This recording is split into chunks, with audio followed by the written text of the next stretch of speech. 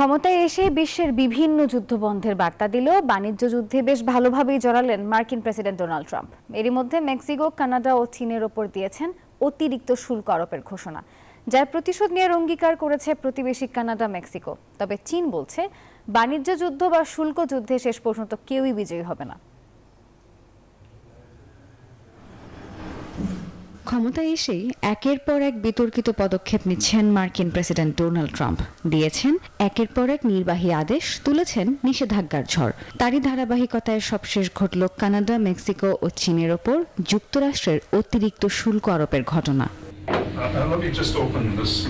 Trump প্রশাসন জানিয়েছে Canada ও মেক্সিকোর উপর 25% করে এবং চীনের উপর 10% শুল্ক আরোপ করা হয়েছে, যা কার্যকর হবে মঙ্গলবার থেকে। কানাডা ও মেক্সিকোর পণ্য যুক্তরাষ্ট্রে ঢুকলেই 25% শুল্ক দিতে হবে। মার্কিন সরকারের দাবি, অবৈধ অভিবাসী এবং মাদকদ্রব্য চোরাচালান বন্ধেই নিতে হয়েছে এমন কঠোর সিদ্ধান্ত। ট্রাম্পের এই সিদ্ধান্তে চুপ থাকেনি মেক্সিকো। যুক্তরাষ্ট্রের উপর শুল্ক আরোপ সহ প্রতিশোধমূলক ব্যবস্থাও চালুর ঘোষণা দিয়েছেন মেক্সিকোর প্রেসিডেন্ট ক্লডিয়া শেইনবাউম।